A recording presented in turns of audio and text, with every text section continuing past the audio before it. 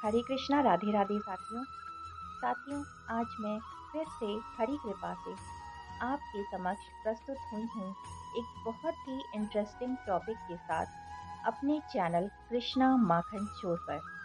और साथियों, उस विषय का नाम है तुलसी महात्म्य, तुलसी की दुर्लभ कथा। साथियों, लेकिन वीडियो शुरू करने से पहले आप सबसे एक विनम्र निवेदन है कि इस वीडियो को ज़्यादा से ज़्यादा मात्रा में शेयर करें, सब्सक्राइब करें, ताकि हम जैसे और लोगों तक भी ये वीडियो और ये महत्वपूर्ण जानकारियाँ पहुँच सकें और उन सब के जीवन का भी उद्धार हो। तो प्लीज़ ज़्यादा से ज़्यादा वीडियो को शेयर करिए, सब्सक्राइब करिए और लाइक कीजिए।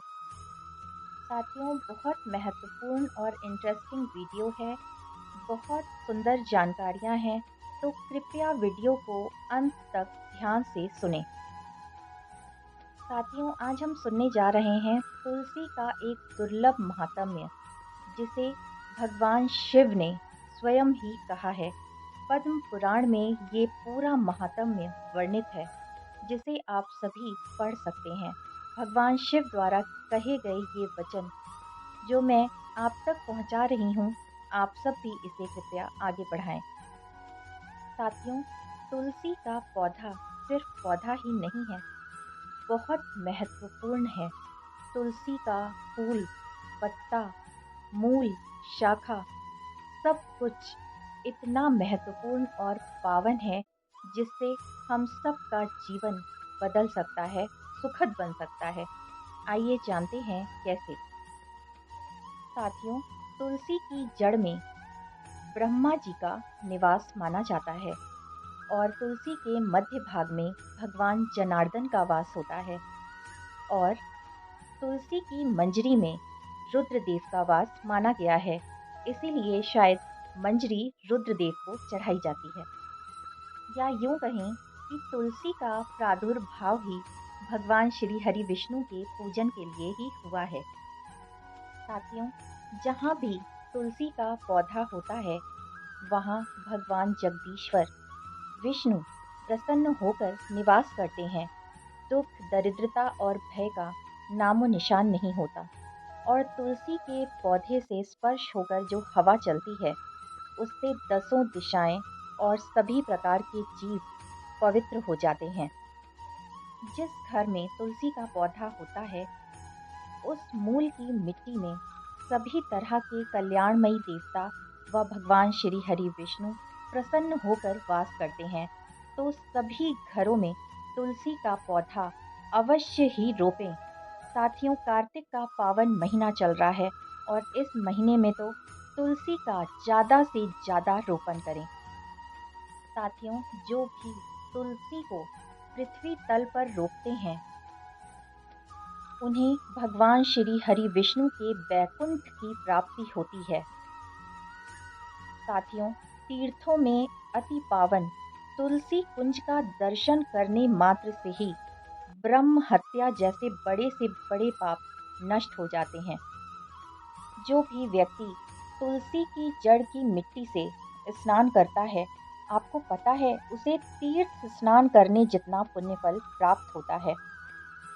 साथियों, नई तुलसी की मंजरी से जो भी प्रभु श्री हरि विष्णु का पूजन करते हैं, वो जब तक सूर्य और चंद्रमा रहेंगे तब तक पुण्य फल को भोगेंगे। केवल एक नई तुलसी की मंजरी से प्रभु श्री हरि विष्णु का पूजन करिए साथियों, और तब तक आपके पुण्य फल खत्म नहीं होंगे जब तक सूर्य चंद्रमा यहाँ पर दिख रहे हैं। तुलसी द्वारा पूजित होने पर भगवान श्री हरि विष्णु भयंकर से भयंकर रोगों और उत्पातों का भी नाश कर देते हैं। भगवान श्री हरि विष्णु को तुलसी मंजरी इतना प्रिय है कि वो इतने प्रसन्न होते हैं और सीधे अपने बैकुंठ की प्राप्ति कराते हैं। साथियों, वैसे तो तुलसी का रोपण किसी भी समय में किया जाए वो अति पुण्यदायी होता है, महान फल की प्राप्ति कराने वाला ही होता है। लेकिन श्रावण में और संक्रांति में तुलसी का रोपण विशेष पुण्यदायी माना गया है और कार्तिक के महीने में भी जो लोग तुलसी रोपण करते हैं, तुलसी को सींचते हैं, तुलसी में दीपदान करते हैं और तुलसी विवाह कराते हैं, उनके पुण्यों की गिनती तो कोई कर ही नहीं सकता। साथियों, आपको पता है कि तुलसी के पौधे की जो मंजरी होती है, उसमें बहुत ही छोटे-छोटे सफ़ेद रंग के पुष्प होते हैं और उन पुष्पों में जो सुगंध होती है, वही सुगंध हमारी श्री जी राधा रानी के शरीर से भी आती है। इसीलिए भगवान श्री हरि विष्णु को तुलसी इतनी ज़्यादा चढ़ाई जाती है, इतनी ज़्यादा प्रिय है, क्योंकि वो श्री जी के शरीर की सुगंध का एहसास प्रभु श्री हरि विष्णु को, प्रभु श्री कृष्ण को कराती है। जो भी लोग तीर्थ स्नान नहीं करने जा सकते हैं, दूर रहते हैं या शारीरिक असमर्थता है, वो केवल तुलसी के जड़ की मिट्टी से स्नान कर लें तो उन्हें तीर्थ स्नान करने जितना पुण्यफल प्राप्त होता है। साथियों, आपको पता है कि जिनका भी मृत शरीर तुलसी काष्ठ की आग से जलाया जाता है, उसे सीधे-सीधे वैकुंठ की प्राप्ति होती है। अब आप सोचते होंगे कि मानव शरीर तो इतना बड़ा होता है, उसमें तो बहुत सारी लकड़ियाँ लगाई जाती हैं शरीर जलाने के लिए, तो इतनी मात्रा में तुलसी काष्ठ कहाँ से आएगा? तो पद्म पुराण में ये वर्णित है कि केवल एक तुलसी काष्ठ अगर चिता की अग्नि में रख दिया जाए तो उससे सारे काष्ठ पवित्र हो जाते हैं और वो मृत शरीर भी पवित्र होकर सीधे वैकुंठ को जाता है। वो मृत व्यक्ति चाहे कितना भी व्यभिचारी हो, पापी हो, उसने करोड़ों पाप कर्म किए हों, तो भी केवल एक तुलसी काष्ठ की पवित्र अग्नि से वो पवित्र होकर वैकुंठ को प्राप्त कर लेता है। देवतागण उस पर पुष्प बरसाते हैं और भगवान श्री हरि विष्णु का विमान स्वयं आता है उस व्यक्ति को लेने, जिसकी चिता तुलसी काष्ठ की अग्नि से तपी हुई होती है। केवल एक तुलसी काष्ठ अन्य लकड़ियों के बीच में होने से करोड़ों पाप किया हुआ व्यक्ति भी तुलसी काष्ठ की अग्नि से पवित्र होकर साथियों वैकुंठ हो जाता है। और साथियों, पितरों की तृप्ति के लिए जो पिंड दान किया जाता है, उसमें एक तुलसी दल का प्रयोग तो अवश्य ही करें। और जो भी पिंड दान किया जाए वो तुलसी की छाया में या तुलसी वन के बीच में किया जाए। इससे पितरों की आत्मा तृप्त होती है और वो कई वर्षों तक स्वर्ग का वास पाते हैं।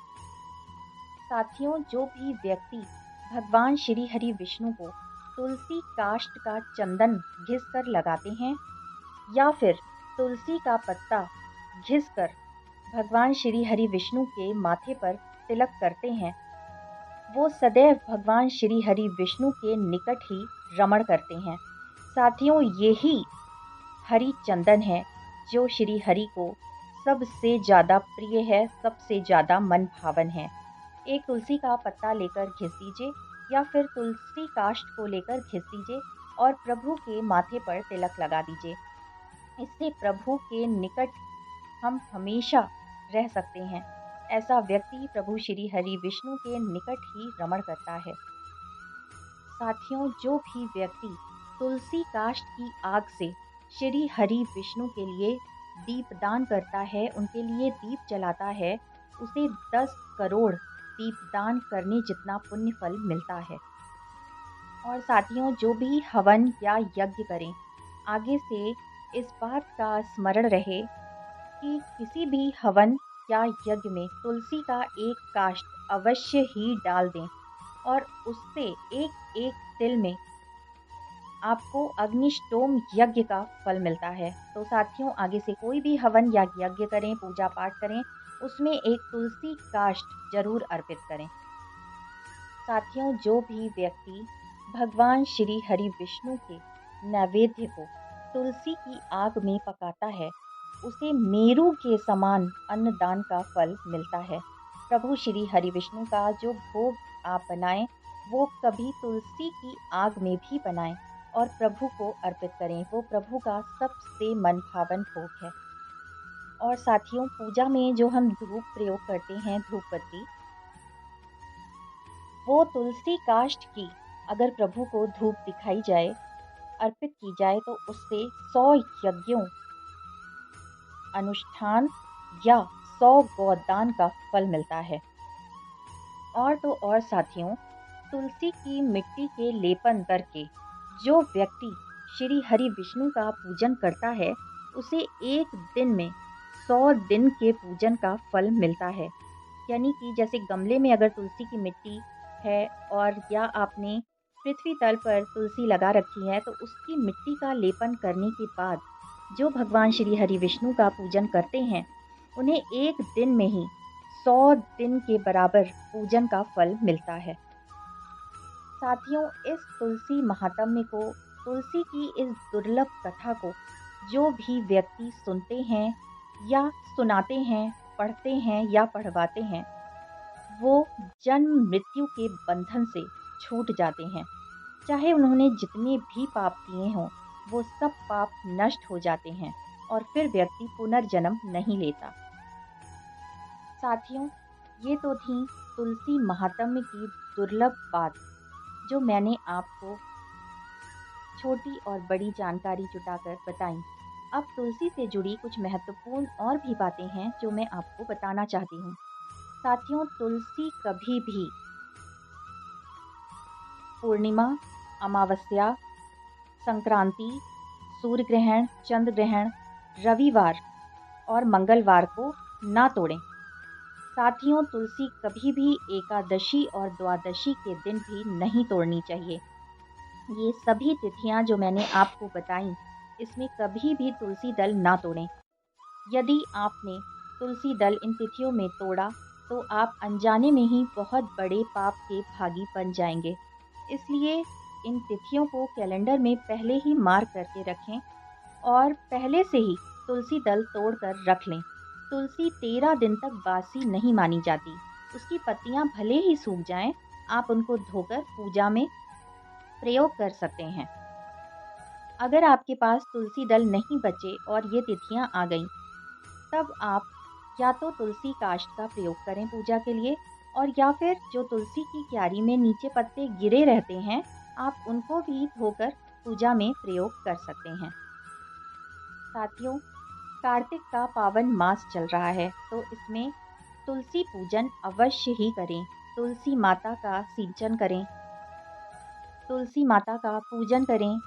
कार्तिक पूर्णिमा में तुलसी विवाह कराएं और प्रतिदिन कार्तिक मास में एक दिया तुलसी जी के समक्ष अवश्य ही जलाएं। साथियों, इतवार के दिन तुलसी जी में ना तो दिया जलाएं और ना ही जल चढ़ाएं, क्योंकि उस दिन तुलसी माता भगवान श्री हरि का पूजन करती हैं, उनकी सेवा करती हैं। तो उस दिन यानी इतवार के दिन ना तो तुलसी माता में जल चढ़ाएं और ना ही दीप जलाएं। साथियों, इसी तरह एकादशी तिथि के दिन तुलसी माता में जल नहीं चढ़ाना चाहिए, क्योंकि तुलसी माता का भी निर्जला व्रत होता है। वो भी प्रभु के लिए व्रत रखती हैं, और अगर आप ऐसे में जल चढ़ा देंगे तो इससे तुलसी माता का व्रत टूट जाएगा, जिसके कारण आप अनजाने में ही पाप के भागी बन जाएंगे। तो इस बात का स्मरण रखिए और एकादशी तिथि के दिन तुलसी माता को जल नहीं चढ़ाएं, सिर्फ दीप जलाएं। साथियों, जैसे मैंने बताया कि कार्तिक का पावन महीना चल रहा है, तो इसमें ज़्यादा से ज़्यादा तुलसी का रोपण करें। और रोपण करने के बाद आपको ध्यान भी रखना है कि तुलसी का पौधा सूखने ना पाए, अर्थात तुलसी माता की सेवा करनी है। अगर जैसे जाड़ा पड़ रहा है, तो किस तरह से उनको धूप दिखाई जाए, या फिर तुलसी के पौधे में किसी तरह अगर शेड लगा सकते हैं, ढक कर उनको रखना है, तो किस तरह से आप सेवा करेंगे, इस बात का आपको ध्यान रखना है कि तुलसी सूखे ना। अगर तुलसी का पौधा किसी शिव मंदिर में रोपा जाए, तो उस तुलसी के पौधे से जितनी मंजरियां तैयार होंगी, जितने बीज तैयार होंगे, उतने वर्षों तक व्यक्ति को स्वर्ग का वास मिलता है। तो साथियों, तुलसी से जुड़ी छोटी मोटी जितनी भी जानकारियां मेरे पास थी, वो मैंने आपको सुनाई। अब आपका ये काम है कि इस वीडियो को ज़्यादा से ज़्यादा आगे बढ़ाएं, ताकि इस तरह की महत्वपूर्ण और ज़रूरी जानकारियाँ और लोगों तक पहुँचे और उन सब के जीवन का उद्धार करे। तो साथियों, अगर मेरा वीडियो आपको पसंद आया तो please like, share and subscribe. तो फिर से मिलेंगे मेरे चैनल कृष्णा माखन चोर पर एक फिर से इंटरेस्टिंग टॉपिक के साथ। तब तक के लिए राधे राधे।